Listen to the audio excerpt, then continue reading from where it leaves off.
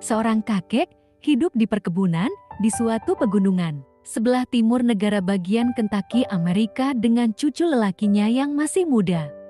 Setiap pagi kakek bangun lebih awal dan membaca Alkitab di meja makan di dapurnya.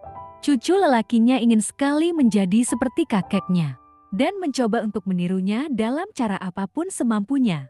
Suatu hari sang cucunya bertanya, "Kakek, aku mencoba untuk membaca Alkitab seperti yang kakek lakukan, tetapi aku tidak memahaminya. Dan apa yang aku fahami, aku lupakan secepat aku menutup buku. Apa sih kebaikan dari membaca Alkitab?" Dengan tenang sang kakek dengan mengambil keranjang tempat arang. Ia melobanginya, lalu ia menjawab, "Bawa keranjang ini ke sungai, dan bawa kemari lagi penuhnya dengan air." Maka sang cucu melakukan seperti yang diperintahkan kakek. Tetapi semua air habis menetes sebelum tiba di depan rumahnya. Kakek tertawa dan berkata, "Lain kali kamu harus melakukannya lebih cepat lagi." Maka ia menyuruh cucunya kembali ke sungai dengan keranjang tersebut untuk dicoba lagi. Sang cucu berlari lebih cepat, tetapi tetap lagi-lagi keranjangnya kosong sebelum ia tiba di depan rumah. Dengan terengah-engah, ia berkata kepada kakeknya bahwa mustahil membawa air dari sungai dengan keranjang yang sudah dibolongi. Maka sang cucu mengambil ambar sebagai gantinya. Sang kakek berkata, "Aku tidak mau ember itu. Aku hanya mau keranjang arang itu.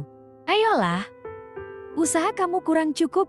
Maka sang kakek pergi keluar pintu untuk mengamati usaha cucu laki-lakinya itu. Cucunya yakin sekali bahwa hal itu mustahil, tetapi ia tetap ingin menunjukkan kepada kakeknya, biar sekalipun ia berlari secepat-cepatnya, air tetap akan bocor keluar sebelum ia sampai ke rumah. Sekali lagi sang cucu mengambil air ke dalam sungai dan berlari sekuat tenaga menghampiri kakek. Tetapi ketika ia sampai di depan kakek, keranjang sudah kosong lagi. Sambil terengah-engah ia berkata, "Lihat kek, percuma." "Jadi kamu pikir percuma?" jawab kakek. Kakek berkata, "Lihatlah keranjangnya." Sang cucu menurut, melihat ke dalam keranjangnya. Dan untuk pertama kalinya menyadari bahwa keranjang itu sekarang berbeda.